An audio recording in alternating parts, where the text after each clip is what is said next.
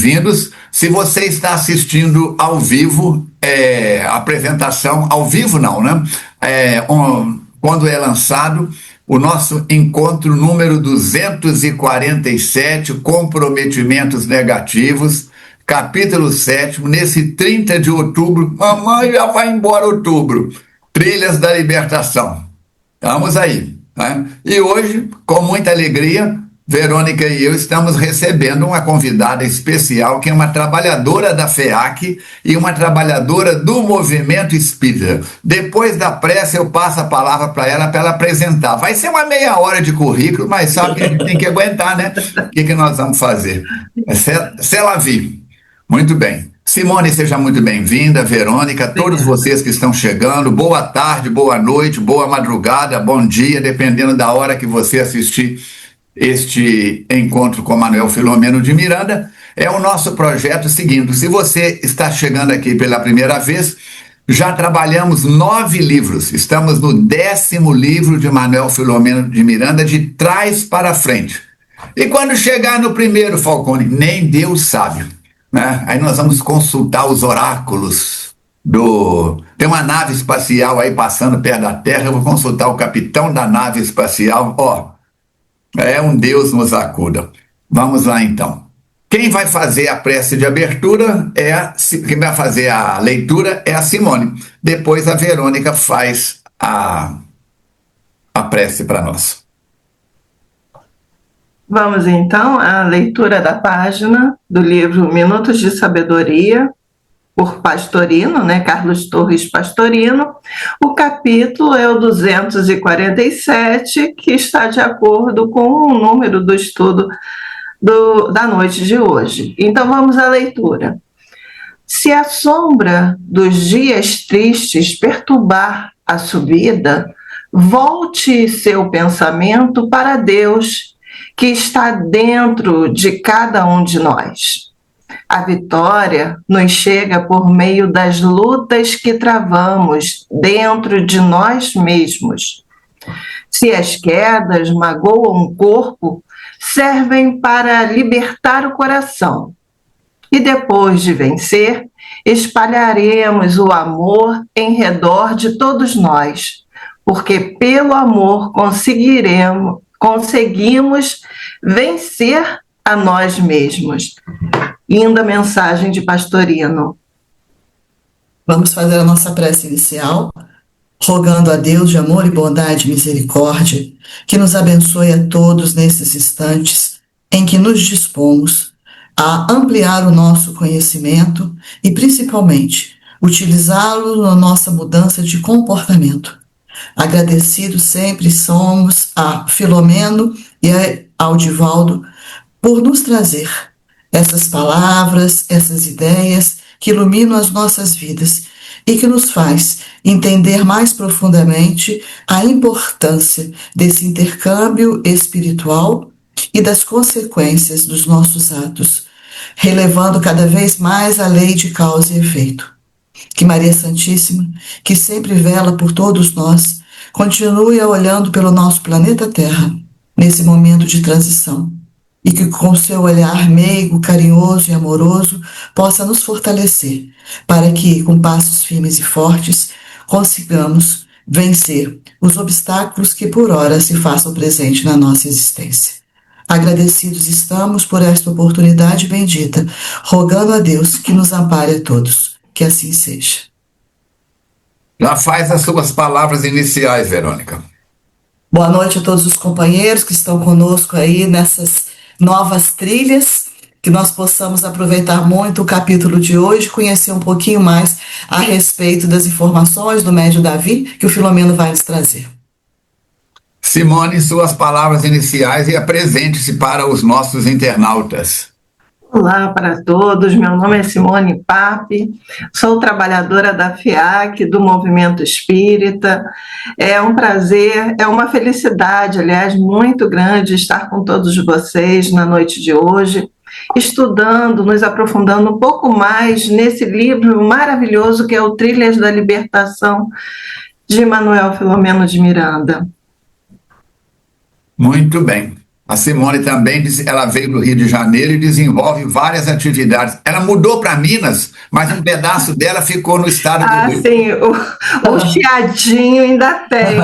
É carioca. Você é carioca da Gema ou morou lá há muito tempo? Carioca da Gema, do subúrbio do Rio, da abolição. Eu morei 3 anos no Rio. Como é que é? Sulacap, Maré Hermes e Deodoro. Aquela região ali.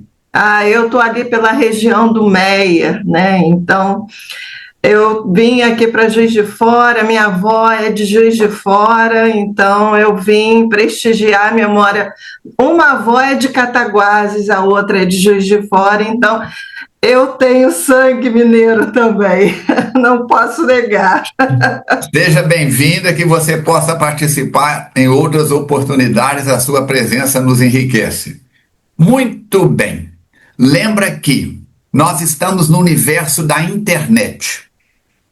E se você assiste um vídeo, seja nos encontros com Manel Filomeno de Miranda ou qualquer outro vídeo espírita, gostou?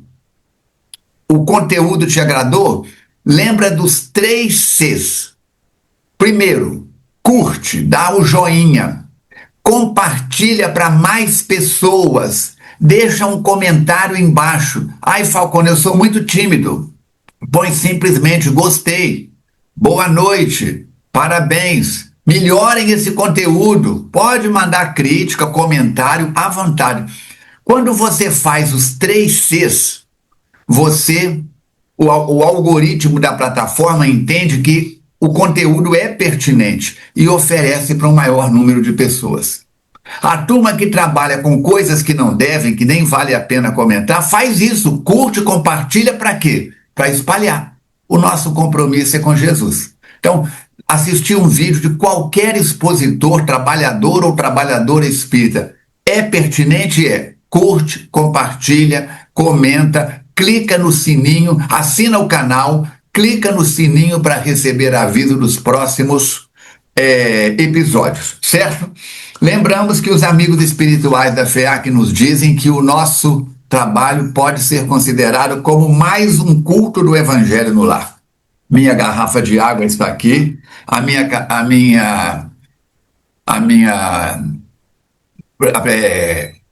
meu copo está ali e vamos que vamos juntos e misturados. Você pode acompanhar o trabalho da FEAC assinando o Instagram da FEAC, @FEACnet. Você pode acompanhar o meu trabalho espírita que desenvolvo. Eu estive sábado passado em Paraíba do Sul, 34º mês espírita. Fui eu quem abriu o primeiro mês espírita, fiz com eles uma campanha, fizemos toda uma programação e eu tenho falado nestes 34 anos participo. Eu falo no Fé e Caridade há 44 anos. No Centro Espírita de Levi Gasparian há 45 anos. Eu falo com eles que eles devem ter colocado chiclete na cruz, que para me aguentar 45 anos não é brincadeira. Você pode acompanhar através do meu Instagram, @FalconeArmando, e eu tenho também um ambiente espírita no YouTube, youtube.com/Falcone Espiritismo. 3 a 4 palestras neste canal por semana. A de Paraíba do Sul eu vou subir daqui a pouco e também vou subir a do Centro Espírita da Solange. Como é que chama lá, Verônica? É Paz e Luz? Paz e Amor, Paz e Amor. A Paz e Amor, lá no bairro de Lourdes, eu estive na segunda-feira, vou subir também. Estou só conferindo se a gravação ficou boa, tá certo?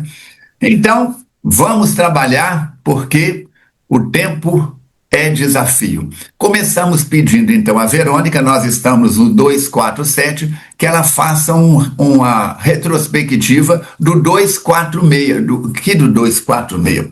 Do capítulo 5º, capítulo 6º, lá no 246. Faz para nós, fazendo favor, Verônica. Pois não. Nesse capítulo, o mentor espiritual Vicente, ele utiliza o caso do médium Davi para ilustrar para todos nós que a dificuldade é o melhor amigo do médium, porque o direciona para o bem e para a humildade. Davi, então, apesar de ter sido recebido, ter recebido uma oportunidade reencarnatória e ter sido auxiliado dos benfeitores para atuar na área da mediunidade, ele sucumbe à vaidade e à presunção. Com isso, ele vai malbaratar a sua missão mediúnica. O médico espiritual Dr. Hermann Grass, que utiliza das curas espirituais como apresentações teatrais, deixando de lado a caridade simplista que deve nortear os trabalhos no bem, consegue então uma conexão com esse médium e trabalham em equipe nessa situação, que é o que o capítulo nos apresenta no momento. E no final do capítulo, ele se depara com um inimigo que, através da psicofonia atormentada de uma mulher, o desafia. Chega na instituição onde o médium e o espírito estavam trabalhando e o desafia chamando de charlatão. Há uma bofetada dada nessa mulher através do médium e do espírito que está ali atuando por ele, mas essa não altera o seu estado emocional. Ele pede, então, que apliquem nela uma medicação sedativa, mas não surte efeito nenhum. Então, o Dr. Hermann pede que retire a mulher ali daquele recinto. E essa cena deixa todas aquelas pessoas que estavam ali para consultar, para se colocar diante de uma cura espiritual, muito surpresos e muito perplexos. E é assim que encerra o capítulo anterior.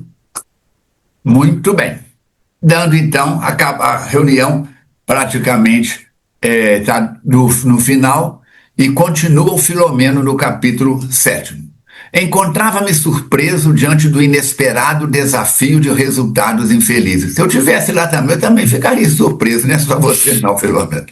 Ao primeiro ensejo, interroguei o sábio mentor a respeito do acontecimento. Por quê que o Dr. Hermann não conseguiu silenciar e afastar do recinto o atormentado obsessor que o veio perturbar? Porque ele é que é a autoridade máxima naquele momento ali na casa, perante o campo mediúnico fenomênico. E ele responde: caro Miranda, respondeu-me sereno, recordemos que o nosso médico, o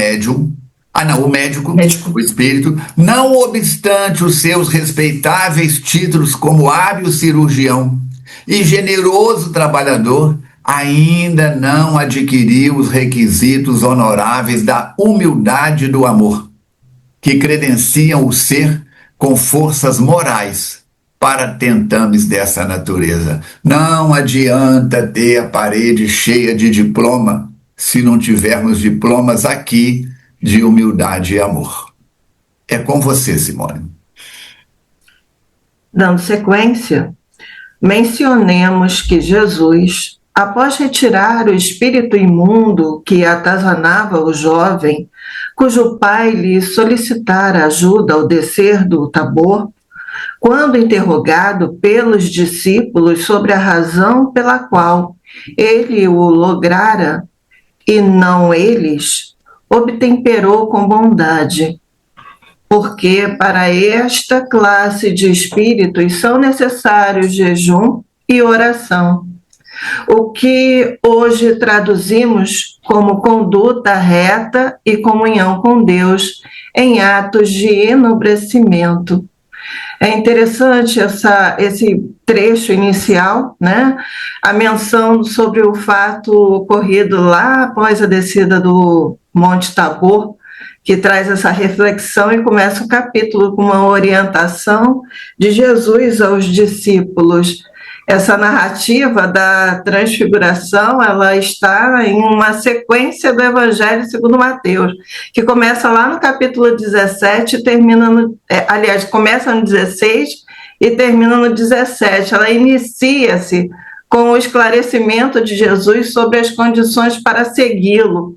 E é bem conhecida, né, esse versículo que fala assim: negue-se a si mesmo, tome sua cruz e siga-me. Né? Mas o que significa esse negue-se a si mesmo? É uma mudança de chave, né? Como é o 180, como fala Falcone, né? Você tem que mudar tudo aquilo que você está caminhando de forma negativa, que vai fazer com que você fique preso a essa situação que te algema e te impede de alçar voos maiores, né? Então, dentro desse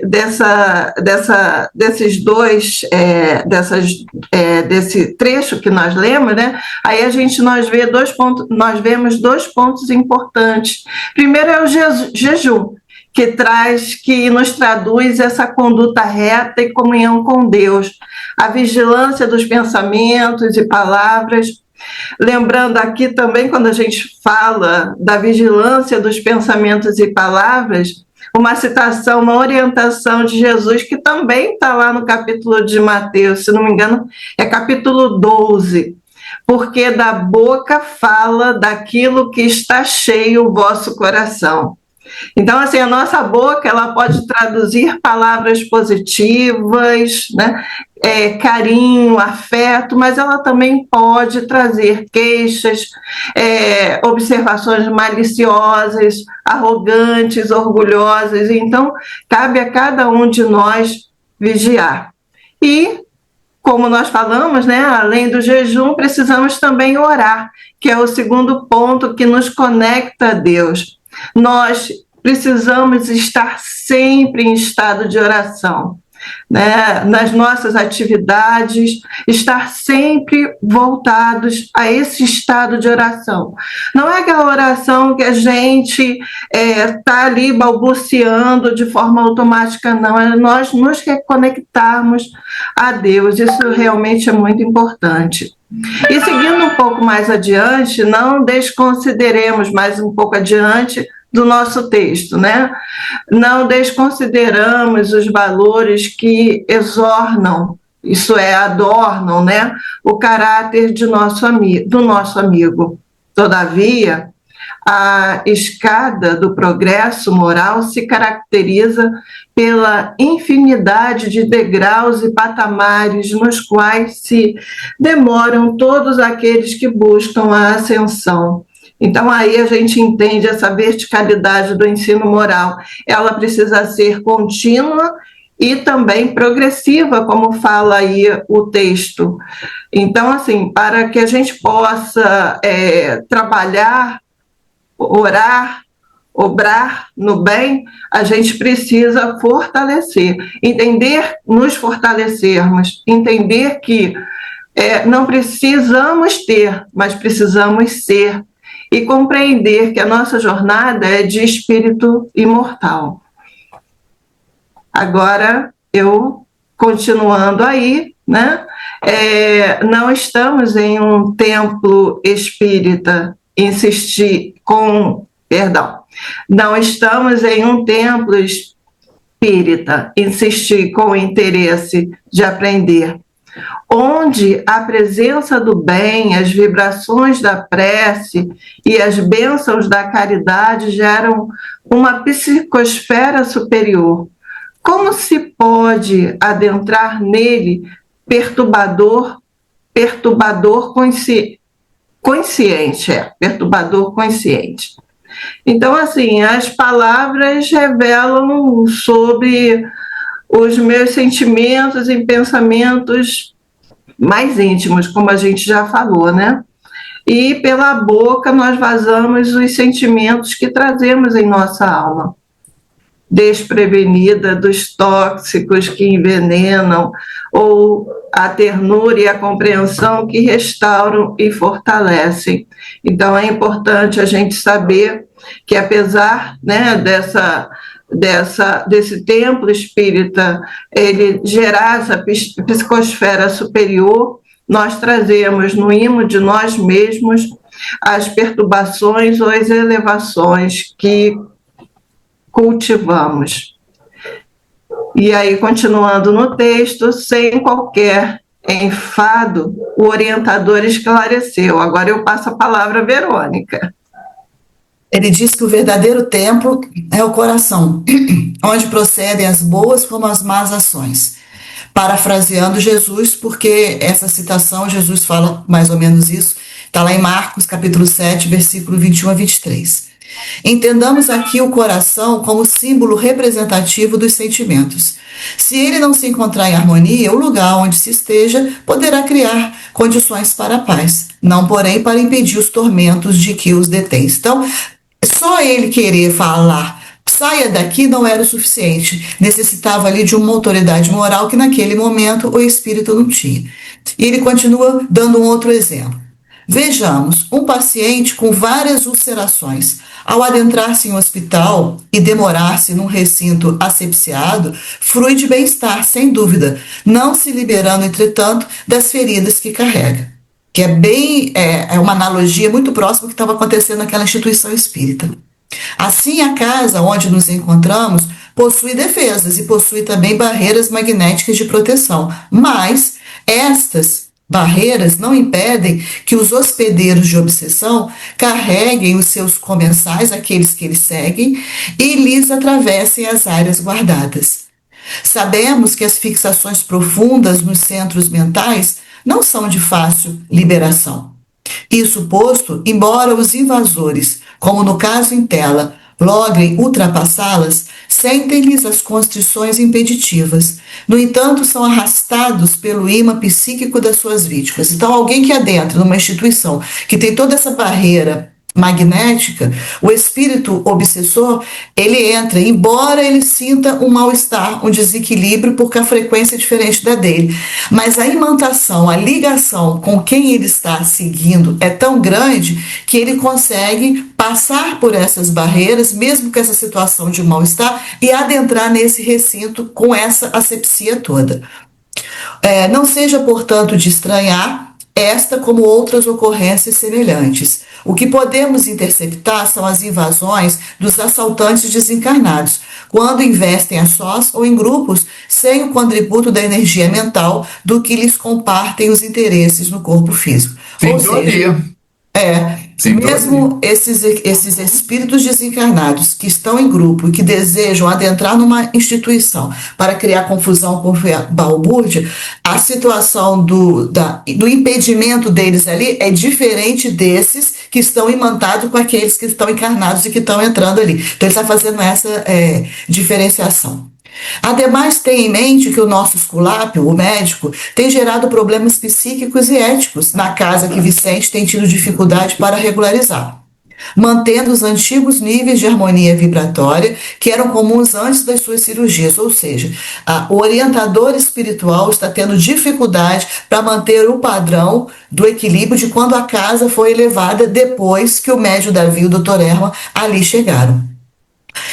Por tais razões, desafiado e sabendo dos limites das suas possibilidades morais, sem a humildade necessária para a prece e a súplica a Deus com unção, a fim de que fizesse o mais acertado para o momento, ele fugiu para as atitudes descaridosas, agressivas e infelizes. Ou seja, essa unção religiosa, esse cuidado, esse carinho, o que deveria ser a pauta dos trabalhos dele, ele não tinha, né? E aí ele convida, então, o Filomeno e a equipe para seguir o Davi e a sua corte. Quer dizer, aqueles que o acompanham ali são os bajuladores dele, que ele já usou esse termo, inclusive. Popularmente falando, são os baba-ovo, né? Sentia-se nas pessoas que acompanhavam o médium invigilante um certo ar de arrogância, decorrente do privilégio de compartilhar-lhe a convivência. A dor generalizada em derredor não a sensibilizava, pelo contrário, causava-lhes enfado, até mesmo algum asco.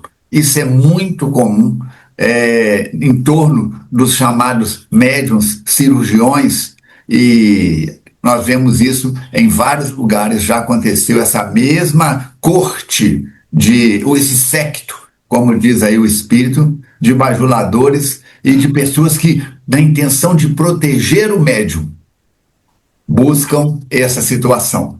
Quando nós participávamos do trabalho em Uberaba, acompanhando o compadre Langerton e tudo mais, nós fazíamos parte da turma que ficava em volta do Chico para o povo não avançar. Há um momento Nós vamos ver, não tem no filme, mas a gente sabe, eu convivi com o Chico há muito tempo, ele disse que um dos motivos dele usar peruca é que o pouco cabelo que ele tinha, tinha gente que chegava e puxava cabelo dele. Deixa eu levar um pedaço seu. Puxava cabelo e doía. Gente, eu ouvi o Chico dizendo isso. Já pensou que coisa? Já pensou, Simone, Verônica? Médios, chega alguém lá, deixa eu levar um pedaço seu e arrancar um pedaço, levar seu óculos. É trem de doido. Se a gente não fizesse aquele anel de proteção em volta do Chico, a virava uma balbúrdia. Eram 1.000, 1.500, 2.000 pessoas na sexta-feira, no sábado, querendo pôr a mão no Chico. E ele atendia a fila até a última pessoa. Com a mesma paciência que atendia o primeiro, atendia o último. E ele chegava muito cedo para o trabalho da psicografia. Ele não se afastava de ninguém, não precisava de ter passe para chegar no Chico, nada disso. Acostumaram-se àquele espetáculo secto, no qual funcionavam como intermediária das negociações capacitadas para conseguir consultas e cirurgias, os ansiados milagres que não existem. Santo Agostinho vai dizer, não existem milagres, existem leis desconhecidas. Os enfermos não atendidos tentavam alcançar o médium à sua saída, suplicando-lhe socorro em total desequilíbrio, invertendo os objetivos da vida e esquecidos de Deus. Em vez de buscar ajuda em Deus, viam no médium a porta de salvação. Enquanto ele, embora gentil, desembaraçava-se dos que lhe pareciam cansativos e desagradáveis. Fora das defesas vibratórias da casa, encontrava-se um carnaval, gente. Uma tumultuada, uma turbulência constituída de ED, não é ET não, ED, espíritos desencarnados de vários portes, doentes, perturbados, zombeteiros, escarnecedores, obsessores, em um pandemônio ensurdecedor, em que não faltavam blasfêmias, motejos e agressões. Isso nos 2 planos da vida. Nos 2 planos da vida. Então, olha a carga, olha a tensão. Quando acende uma lâmpada na noite escura, as mariposas vêm. Esse homem, com essa mediunidade, com esse potencial mediúnico, atraía todo tipo de vibrações, de necessitados, de desesperados para ele. Você, Simone. O tráfego na rua era igualmente confuso. As 2 esferas da vida misturavam-se, sem que os encarnados se apercebessem da ocorrência, uns atropelando aos outros. Então, pela essa descrição, a gente imagina a balbúrdia que devia ser, porque na realidade não existe lá e cá, né? Plano espiritual e plano físico, os 2 se interpenetram. Então a gente, pelos olhos dos espíritos, eles conseguiam observar que havia as 2 esferas da vida, elas se misturam e eles viam ali uns atropelando os outros, né? Imagina a confusão, a balbúrdia que deveria ser ali naquele momento.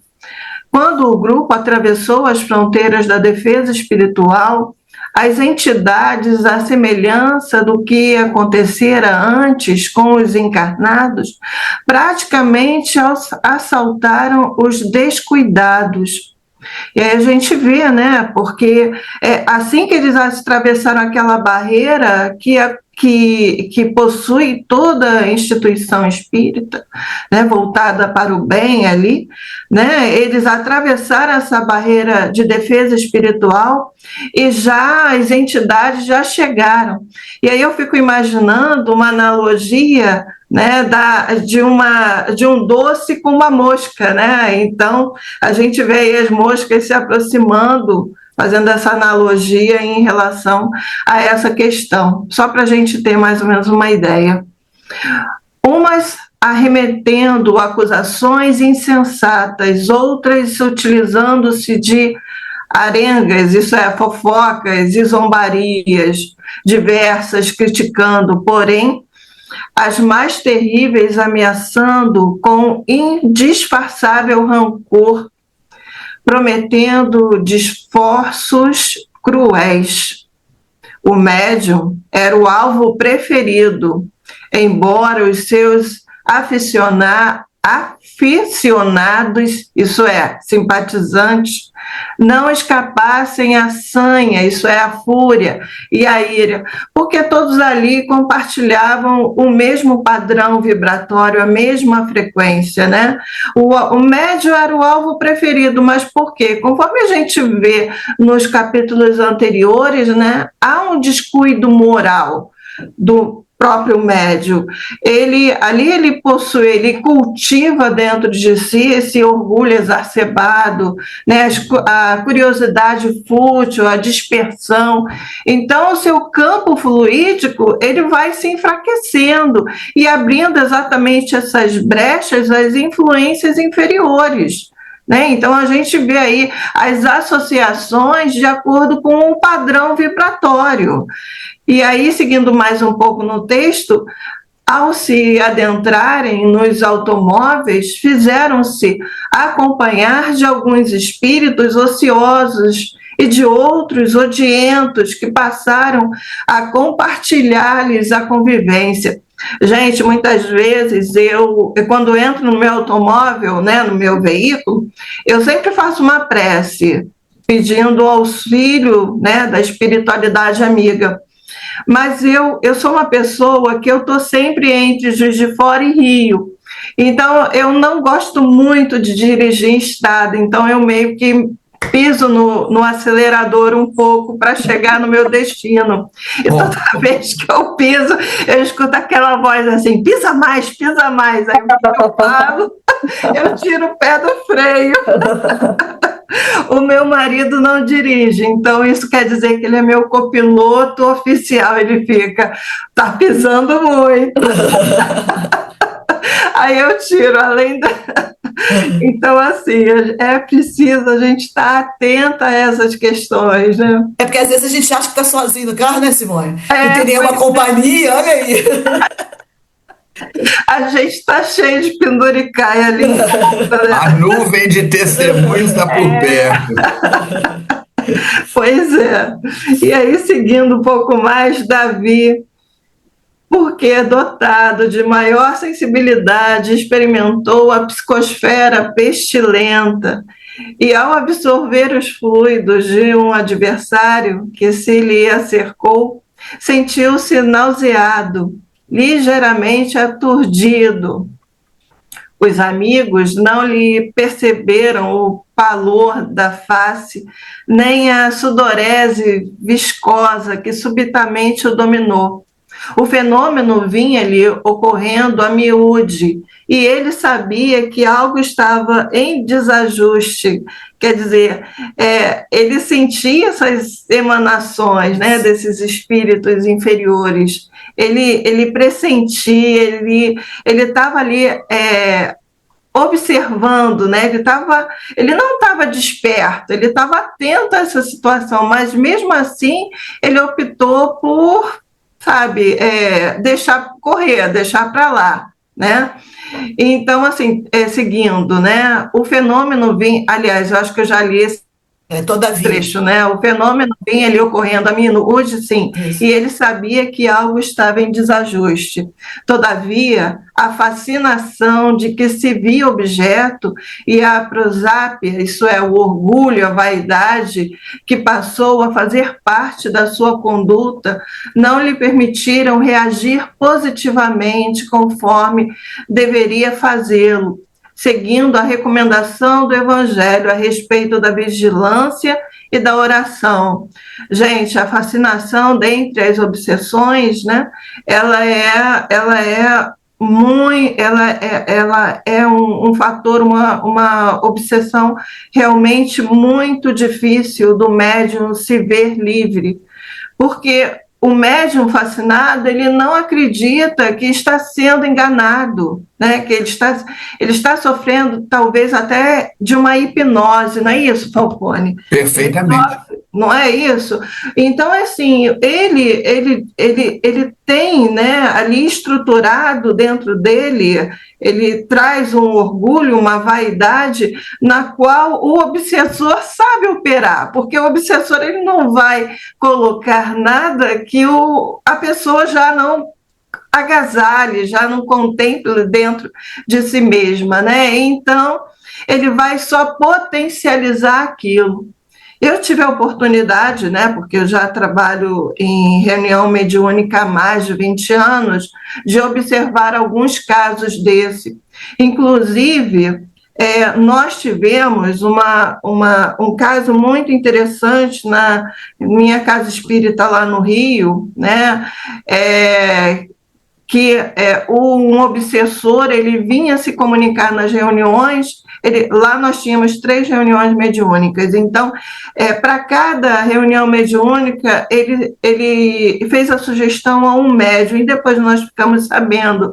Ele queria que o médium que realizava a psicografia escrevesse um livro para ele. E aí, numa dessas reuniões, ele veio e se comunicou, e era eu a médium esclarecedora, ou a médium que estava ali naquele momento em atendimento. E aí ele me sugeriu, vamos psicografar um livro. Eu falei assim, dispenso, não tenho a mínima possibilidade. Aí que nós ficamos sabendo que ele falou, já passei por todas as reuniões com esse convite e nenhum de vocês aceitou.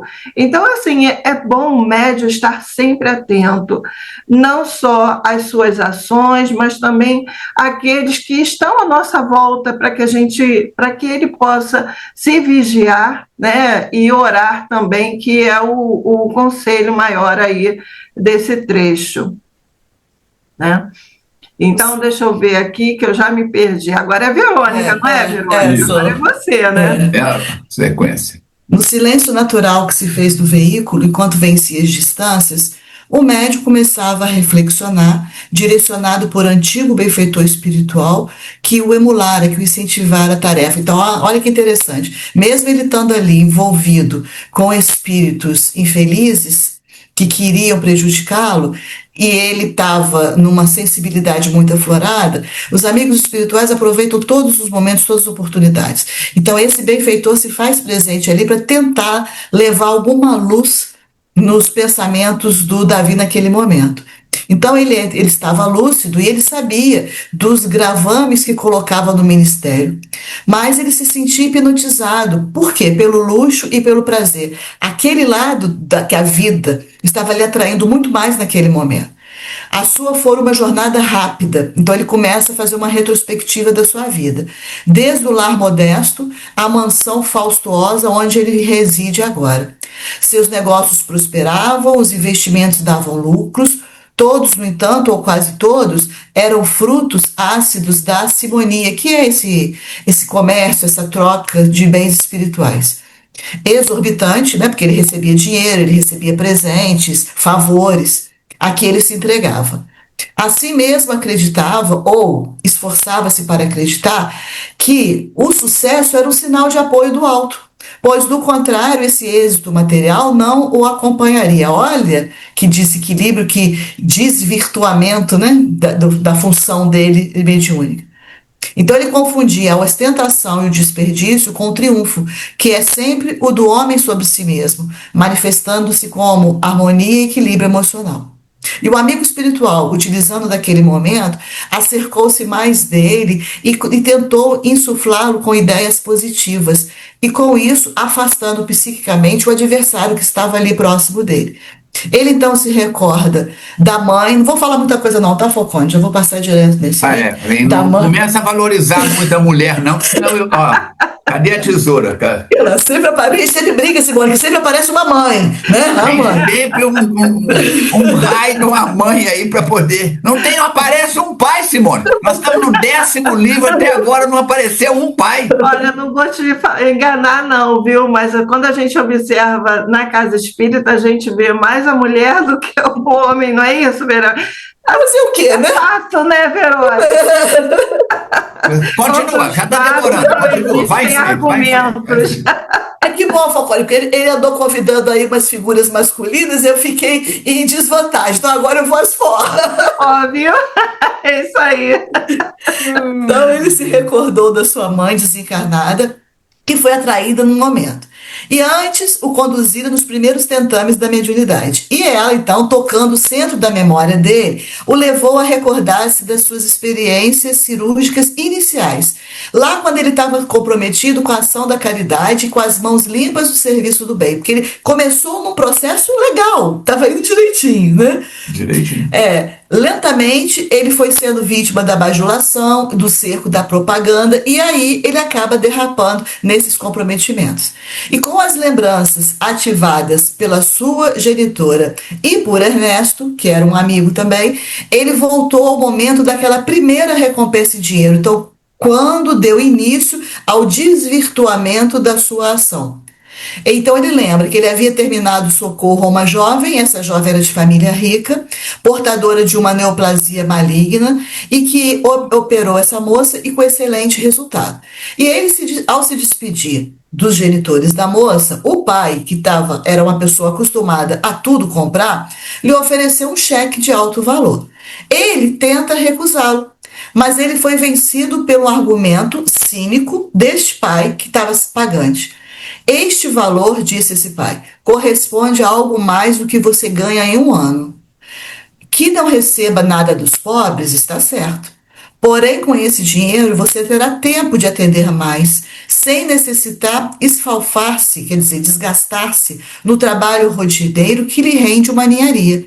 Para mim não é nada, mas para você, que lhe parece? Nossa, então, colocando a prova ali, né, Falcone, a resistência dele, se iria aceitar ou não. Acho que a partir dali daria rumo diferente na condução da sua vida. É desafiador essas teias da manipulação e tudo mais. O jogo de palavras. Que isso, uma vezinha só. Olha aí. Pedir dinheiro de quem não tem para dar, mas eu posso. Isso aqui para mim é uma ninharia. Muito cuidado. Adelaide, que acompanhava a cena com ansiedade e cupidez. Quem é Adelaide? É mulher, vamos A esposa dele. Não, é a esposa dele. Não é a mãe, é a esposa. Não é a mãe. Fez-se o voto de Minerva, acatando o parecer do negociante. É justo. Quem pode, retribui, a fim de que você se dedique de corpo e alma aos que não podem recompensar. Frágil na estrutura moral, encontrou no argumento desculpa para a descida espiritual. Joana de Ângeles diz que a escada da elevação moral não tem o último degrau para cima, nem para baixo. O caleidoscópio das recordações, acionado pela mãezinha e pelo mentor, pelo titubear, desejando retornar ao lar, livrar-se dos companheiros exploradores, quis orar. No entanto, o automóvel chegara ao destino, um hotel de luxo onde iriam jantar com algumas jovens acompanhantes e seus amigos. Como se despertasse de um transe hipnótico, como disse a Simone, de um letargo, sentiu-se estimular novamente. Aguçado nos apetites, atraiu novamente o parceiro espiritual vampirizador de suas energias e saltou do carro sacudindo a cabeça, como se fosse água, se tivesse molhada para o cabelo, sopou água para fora, para liberar-se das lembranças. Ninguém consegue libertar-se de si mesmo. Houve uma briga entre eu e a Verônica, uma briga entre a Verônica e a Simone. Nos afastamos. Passamos a frequentar grupos diferentes dentro da FEAC, a diminuir a convivência, a manter as aparências. Agora, como é que eu me desligo de um espírito desencarnado que está querendo me influenciar, para o qual eu já dei gancho? Como é que eu faço para romper isso? Gente, é uma luta árdua. É uma luta árdua. Vamos lá. O Dr. Hermann e seus cooperadores, embora não primassem pelo equilíbrio espiritual e se sentissem na atividade mais por dever, não concordavam certamente com os disparates do médium e o ameaçaram mais de uma vez de criar-lhe uma situação pública constrangedora caso não adotassem uma conduta morigerada, né, moderada, né? Então a gente vê aí que o trabalho mediúnico é um campo de cooperação mútua entre os encarnados e desencarnados, né? Nem todos os espíritos trabalhadores, como é o caso do Dr. Hermann, né, aqui do capítulo, eles estão plenamente regenerados. Muitos ainda atuam aí por dever ou por aprendizado em fase de reajuste e aprimoramento, né? Seguindo, o grupo recebido no saguão do hotel pelas moças de encontros, que já haviam iniciado o degustar de canapés e drinks variados, foi envolvido pelo entusiasmo reinante e entregou-se às sensações que o ambiente propiciava, regalando-se no prazer, isso é aquela psicosfera. Eles não tinham nenhum campo, né? Eles não estavam dentro desse padrão vibratório que iria combater, porque a gente vê, inclusive tem um dos livros de André Luiz. Qual é o livro? Você lembra, o Falcone? Aquele que o espírito ele vai em busca do genro numa casa noturna, porque a filha está desencarnando em casa, e aí ele vê o genro com uma mulher e fica revoltado com aquilo, né? E começa a esmurrar o genro. E aí um espírito protetor ali do local, que ali está, né, se locando ali para o resgate daqueles que estão, né, dentro do padrão para que possam ser resgatados, os chama a atenção. Quer dizer, esse grupo, né, esse grupo, quando ele se adentra no recinto, eles estão ali trabalhando praticamente na mesma frequência, no mesmo padrão vibratório daqueles que se encontram ali.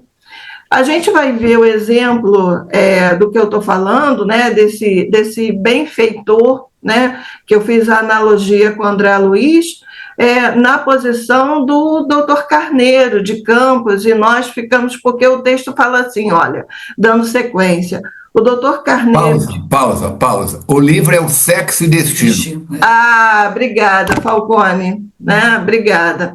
Porque a gente vê que, apesar daquele ambiente, a espiritualidade, ela trabalha a nosso favor, mas a gente precisa abrir essa possibilidade, né?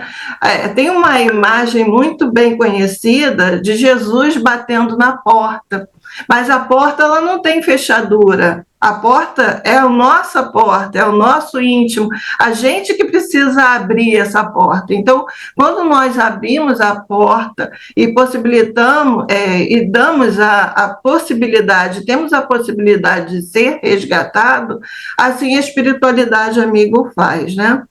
Então, assim, continuando aí, o Dr. Carneiro de Campos e nós ficamos a regular distância da mesa comprida.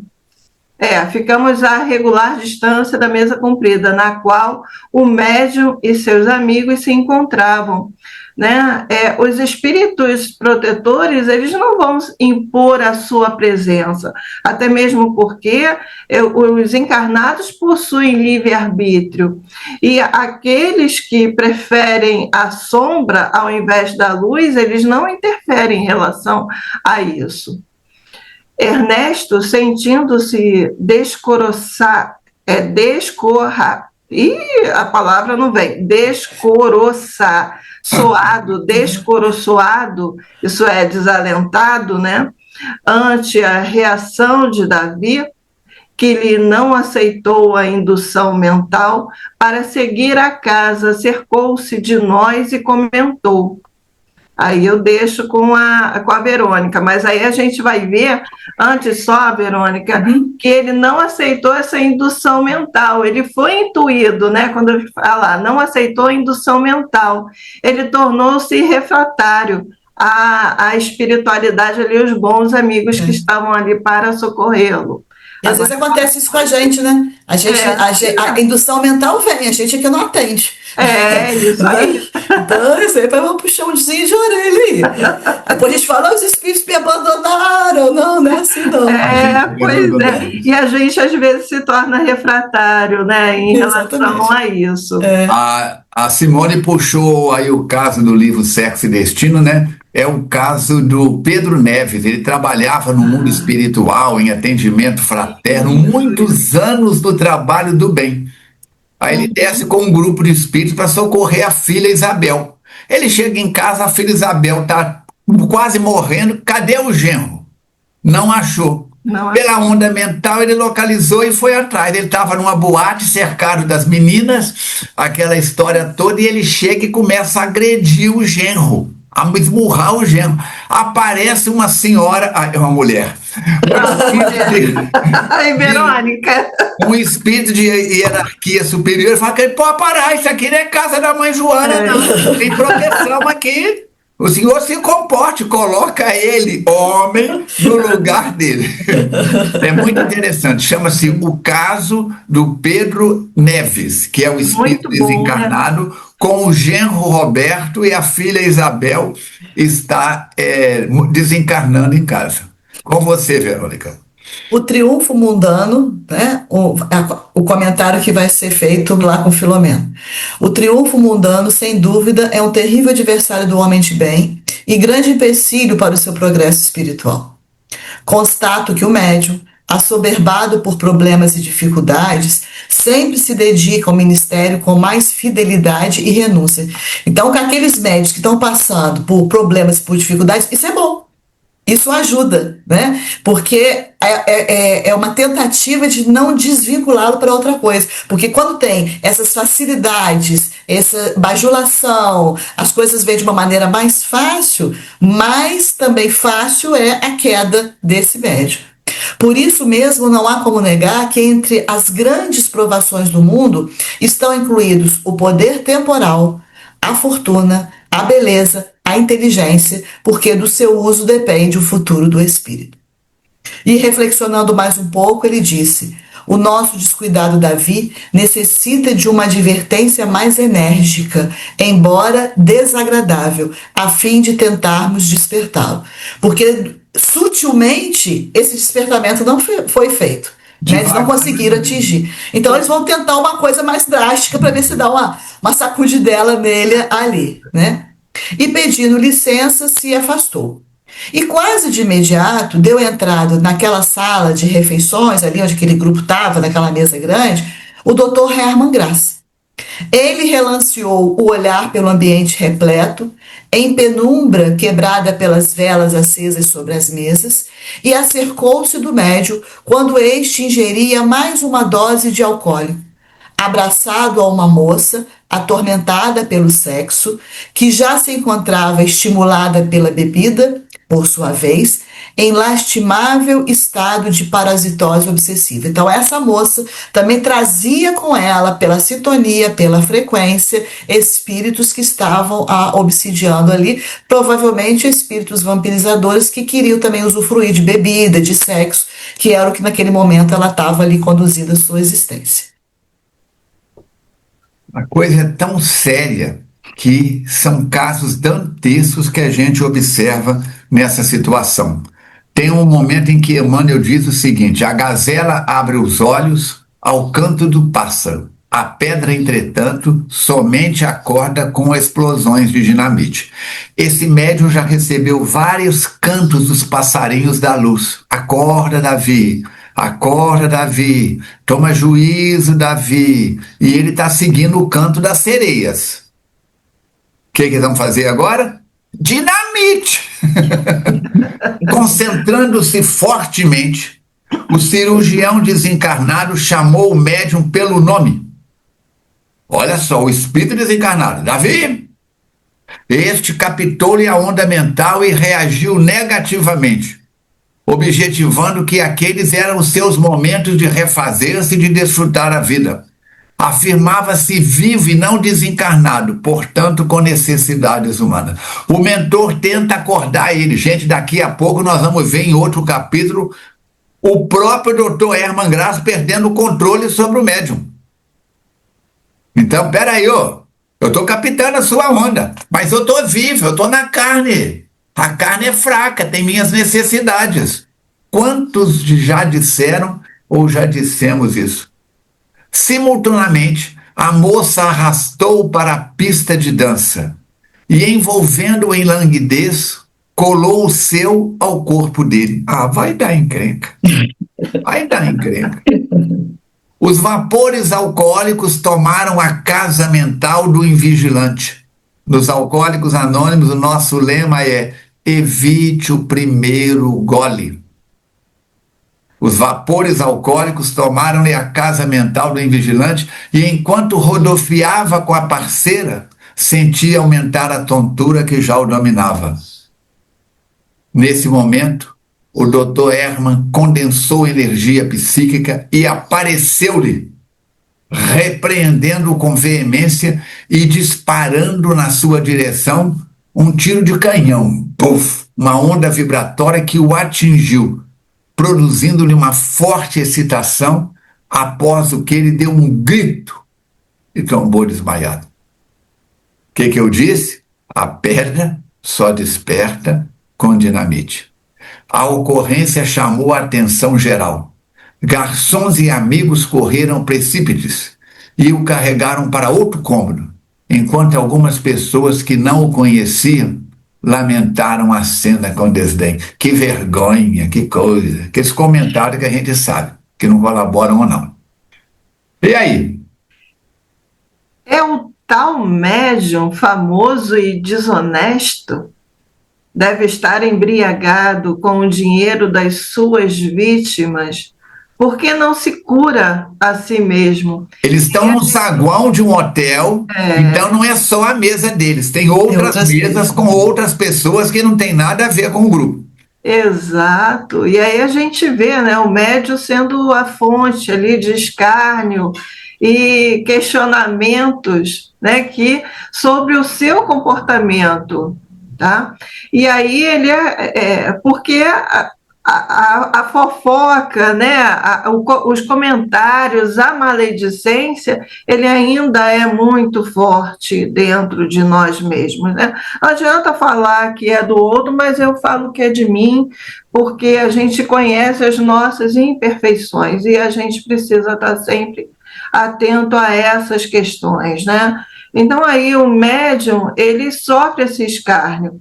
E aí tem uma coisa interessante que me fez lembrar até um outro médium, mas esse outro médium, ele era um médium que obrava no bem, mas mesmo assim ele foi fonte, né, de escárnio e críticas. Ele foi vítima, na realidade, de escárnios e mal comentários, né? Inclusive as pessoas até falavam por que ele não se cura a si mesmo, que foi um médium Peixotinho, né? Você lembra, o Falcone, o Peixotinho, ele sofria, né, de asma e broncopneumonia crônica, que foi afligido aí por muitos anos, e ele também foi vítima, ele foi alvo de escárnio e maledicência. As pessoas... Tem um documentário que fala sobre Peixotinho, que as filhas até comentam a respeito disso. Está postado no meu YouTube, youtube.com/Falcone Armando. Vale a pena. Falcone Armando, não. youtube.com/Falcone Espiritismo.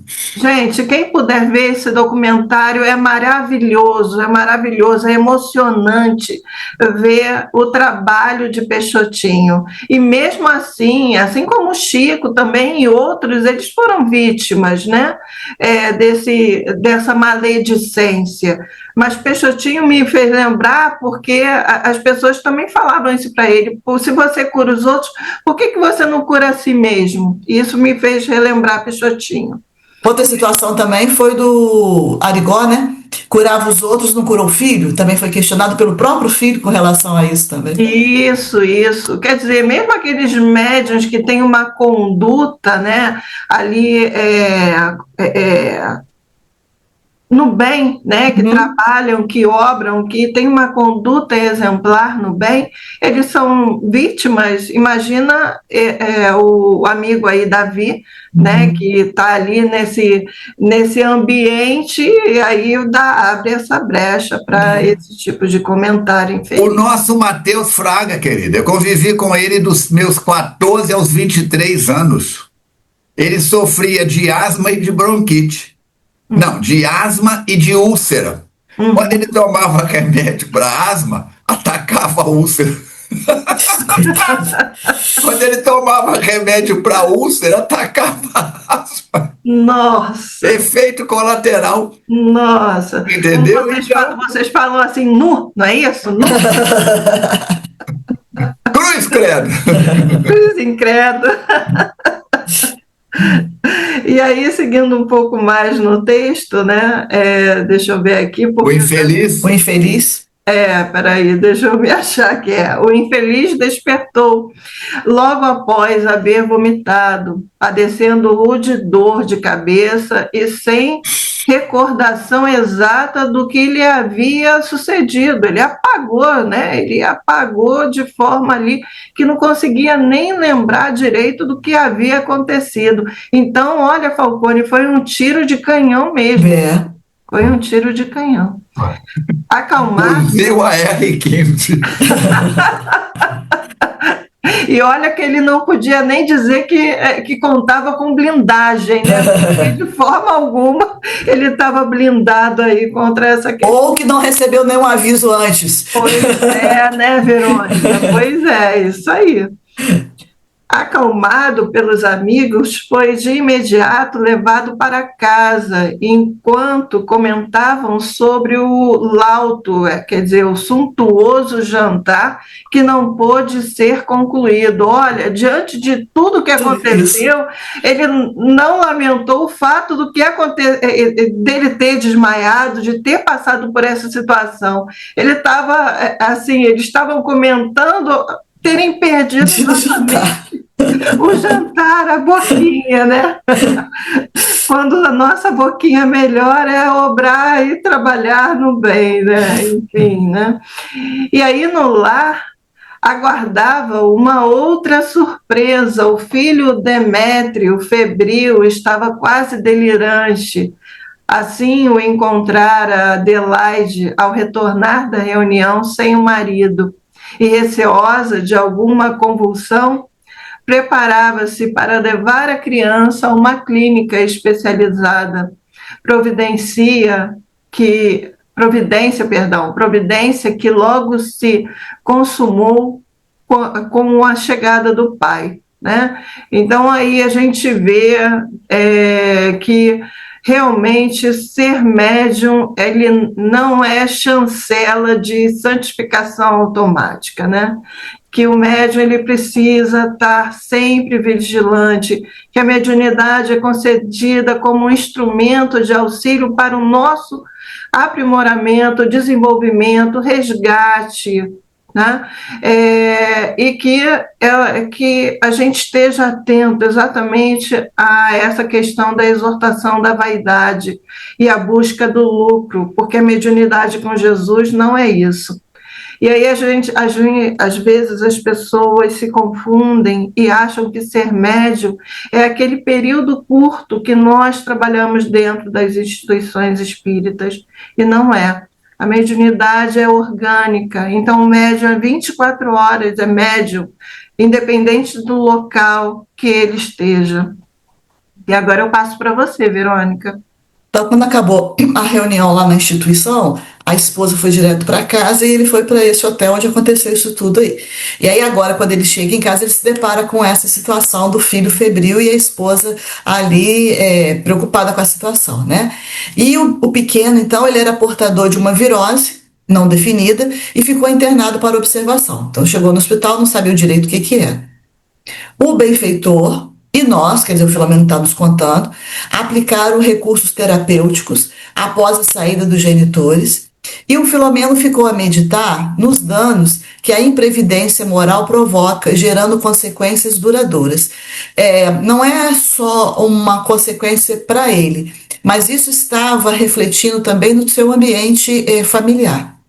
E com isso o casal saiu da clínica em discussão acalorada, recriminando-se um ao outro, né? Ela por ele ter demorado, ele colocando alguma responsabilidade nela, e ali começa uma discussão. E esse infortúnio tomava corpo numa família que tinha sido programada para quê? Para a paz e o progresso. Que o planejamento reencarnatório foi todo feito nessa situação, para que ele pudesse vir, desenvolver a sua mediunidade, que tivesse um ambiente familiar equilibrado. Mas o que aconteceu? A insensatez e a perturbação começa a esfacelar, a destruir esse ambiente familiar, que provavelmente vai trazer mais consequências ainda, além dessas que ele já está aí sendo computado na sua contabilidade. É delicado, delicado. Mediunidade não é brincadeira, gente. 71 menos 14 dá 57. Nesses 57 anos de mediunidade, e como eu viajo desde cedo, eu viajo muito pelo Brasil, meu pai era viajante, tinha armazém, e eu viajava com ele, e à noite nos hotéis, os viajantes ficavam batendo papo, conversando, bebericando, e eu procurava, tem centro espírita? A gente parava sempre para dormir nas mesmas cidades e nos mesmos hotéis. Então, desde Arapiraca, Alagoas, desde Pernambuco até São Paulo, Paraná, Mato Grosso, Goiás, Espírito Santo, Estado do Rio, era uma rede de viagens e que tinha pontos certos. A primeira vez que eu passava na cidade, eu perguntava, tem centro espírita? Tem. Na segunda, eu já fazia contato, pronto. Eu ia para centro espírita. Eu vi muita coisa maravilhosa na mediunidade e vi muita coisa embaraçosa. Vamos perseverar. A Simone puxou o caso do Pedro Ernesto, né? Do Pedro Neves. Com na boate lá em que o genro estava, e eu puxei o caso da gazela que abre os olhos ao canto do pássaro, a pedra, entretanto, somente acorda a explosões de dinamite. Onde que está isso, Falcone? Onde você tirou isso? Não, tirei da minha cabeça, não. Eu podia falar, Mateus falou isso. Mentira, conversa fiada, não foi ele que falou. Então o médium é que está perturbado. É no livro Falando a Terra, Espíritos Diversos, por Chico Xavier. Esse livro é extraordinário. Mensagem dos benfeitores para nós, trabalhadores espíritas. Vencemos então dessa forma, queridas irmãs, queridos irmãos, o encontro 247. Gostou? CCC. Curte, compartilha e comenta. Assina o canal, clica no sininho, dá o joinha. O nosso próximo encontro é o 248. Qual que é o capítulo, Verônica? Serviços de desobsessão. Serviço de desobsessão. O angu vai ficar cada vez mais encaroçado, gente, tá bom? E como nós temos feito, eu não sei se você acompanhou, Simone, livros anteriores, neste livro nós estamos fazendo um trabalho de complementação com a colaboração de um poeta anônimo. E em relação ao capítulo de hoje, ele nos oferece o seguinte, desse capítulo sétimo, comprometimentos negativos. Quem busca servir ao alto, precisa do coração puro, pois sem humildade e amor, cai no próprio apuro. Não basta vestir a capa, nem falar de caridade, se o íntimo ainda guarda orgulho e vaidade. O templo não é a casa, nem as luzes, nem o altar. O templo vive no peito, de quem sabe perdoar. O médium que se descuida do amor e da oração abre as portas da alma à sombra da tentação. Jesus nos deu o exemplo, com jejum e prece ardente, mostrando que o poder real vem do bem dentro da gente. Quem troca o bem por riqueza ou dever pelo luxo, constrói um castelo belo, mas o ergue sobre o abismo. A fama que o mundo entrega é prêmio que se desfaz. Só vale triunfo eterno do homem que ama em paz. No brilho das ilusões, o espírito se distrai, mas o preço da vaidade, mais cedo ou mais tarde, cai. O mentor sempre aconselha: vigia o teu coração, pois o mal nasce em silêncio, na brecha da omissão. Quem serve com mãos limpas, com fé, ternura e valor, faz do trabalho na terra um altar de luz e amor. Então, meus irmãos, fechando o estudo da noite, mais 2 quadrinhas.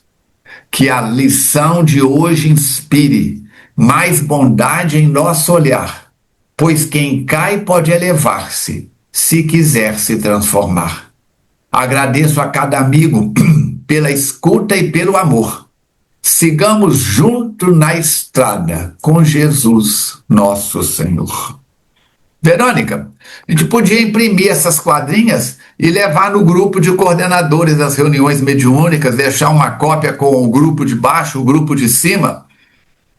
Eu acho que seria pertinente. O que você acha, Silvia? Eu acho também. Eu acho muito pertinente, muito bom, viu? Muito bom. Eu cheguei a fechar os olhos para sentir, porque eu amo poesia, né? Então, assim, é muito...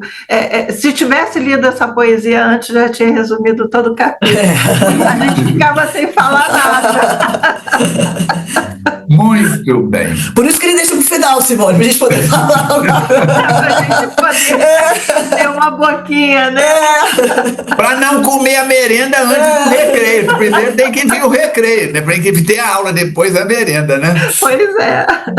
Querido internauta, se você gostou do estudo de hoje, das considerações feitas por nós três, é um trabalho simples, despretensioso, não estamos fazendo aqui oratória, nem exibição de linguística nenhuma, estamos conversando, é como se nós três estivéssemos em torno da mesa, com todos vocês, uma mesa grande. É muito importante você deixar aqui embaixo a cidade de onde você está ouvindo, a instituição que você frequenta. Se faz algum trabalho na casa espírita, distribui, divulga esse trabalho no seu grupo de estudos, no seu grupo de mediunidade. Para quê? Para que possamos chegar a mais pessoas. Não é para vaidade nossa ou do Manuel Filomeno ou do Divaldo. Não! É porque esclarece. Você goste ou não do Divaldo, você goste ou não do Manuel Filomeno de Miranda, você goste ou não da Simone, da Verônica ou do Falcone. O conteúdo não é nosso, nem do Filomeno. Ele é um repórter no campo da obsessão e desobsessão. Então vamos ler o capítulo de hoje, que está aí nos ofertando o capítulo 7º, pelo menos 3 vezes, e vamos ler o próximo, que é o 8º, Serviço de Desobsessão, pelo menos 3 vezes. Assine o YouTube da FEAC, você já está nele. Assine o meu YouTube, youtube.com/Falcone Espiritismo. Siga o Instagram da FEAC, @FEACnet. Siga o Instagram do Falcone, @Falcone Armando. Acompanhe o nosso programa de rádio toda quarta-feira, das 11h30 até o meio-dia. Como é que eu faço, Falcone? Eu sou de outra cidade, estou em outro país. É só seguir no Instagram que passa ao vivo, tá bom? E vamos juntos, por quê? Porque tem muita coisa boa do Filomeno e esse livro vai trazer realmente para nós conteúdos cada vez mais expressivos. Verônica, suas palavras finais. Agradecendo mais uma vez a companhia dos internautas, agradecendo a oportunidade desse trabalho que tanto tem contribuído para o nosso progresso pessoal, né? E contamos com todos aí na próxima semana para a gente ver o que vai acontecer com Davi. Meu Deus. E agradecendo a presença da Simone, que ilustrou aí o nosso programa hoje, né? Simone, suas palavras finais. Agradeço o convite de Falcone e da Verônica e a possibilidade de estar aqui desenvolvendo esse trabalho hoje com vocês, né? Agradecendo também a atenção dispensada ao estudo de todos vocês, internautas que estão nos assistindo agora ou posteriormente irão assistir, né? O trabalho requer disciplina, né? Já dizia Emmanuel, disciplina, disciplina, disciplina. Ou então a disciplina antecede a espontaneidade, né? Precisamos ter disciplinas como médios, porque ainda não alcançamos a espontaneidade. Se agirmos com espontaneidade, a gente acaba metendo os pés pelas mãos. Falando por mim. Então, disciplina, disciplina, disciplina. Orientação dada para Chico, mas que serve para todos nós. Muito bem, que você possa voltar em outras oportunidades. O nosso próximo encontro, no 248, teremos mais um convidado. Já estamos convidando vários companheiros da FEAC e de outras instituições para participarem conosco, tá bom? O próximo convidado já participou uma vez com a gente. Então, nossas vibrações para todos vocês. A água já está preparada para ser fluidificada, já foi fluidificada durante o nosso trabalho, e é muito importante também agradecermos a toda a equipe da FEAC, na figura do Chaves, na figura da Jussara, a todos que estão vibrando, acompanhando, que as bênçãos de Jesus visitem você, visitem o seu lar, e essa egrégora que nós formamos. Falcone, que pena que eu não posso assistir quando é lançado às 20 horas. Não tem problema, deixa a sua água no momento que você puder e quiser assistir, e vamos em frente. Enquanto vocês estão assistindo este trabalho, nós estamos na reunião mediúnica da FEAC de quinta-feira à noite, que é a reunião de tratamento espiritual à distância, de desobsessão, e o trabalho flui. 38 grupos de estudos, 3 reuniões públicas, o SOS Preces 3236-1122, diariamente das 8 horas pela manhã até meia-noite. A FEAC é sua, vem para cá que aqui é bom. Tem vaga no coração, tem vaga na fundação. Vamos orar e encerrar o nosso estudo de hoje. Amigo e mestre Jesus, espíritos bons que nos assistem e protegem, agradecemos e oramos pelo médium Davi, que já desencarnou, onde ele esteja no mundo espiritual, Dr. Herman Graça, que continuem sendo amparados, a esposa dele, que ainda está encarnada, e os seus familiares, que as bênçãos se façam em favor de cada um deles. Vibramos pelo nosso Filomeno, agradecendo ao Dr. Carneiro, vibramos pelo nosso Divaldo, que também, por tudo que ele representou e representa para nós. Vibramos, Jesus, pelo movimento espírita de um modo geral, como de todas as religiões, onde os seus dirigentes e frequentadores busquem valores nobres. Dando graças a esse Deus de amor e bondade, rogando paz para o planeta Terra, encerramos o nosso estudo de hoje. Que assim seja. Um abraço para todos, que as bênçãos de Jesus nos envolvam, e até semana que vem, que já é, deixa eu ver aqui, outubro, novembro, cadê novembro? Dia 5 de novembro, né? Dia 5 de novembro é uma data pré-importante para mim, porque dia 6 de novembro de 1979 eu mudei para Juiz de Fora. Foi ontem mesmo. A Verônica, mas a Simone ainda não eram nem nascidas. Abraços. Obrigado pela sua presença. Jesus continue tendo paciência com todos nós.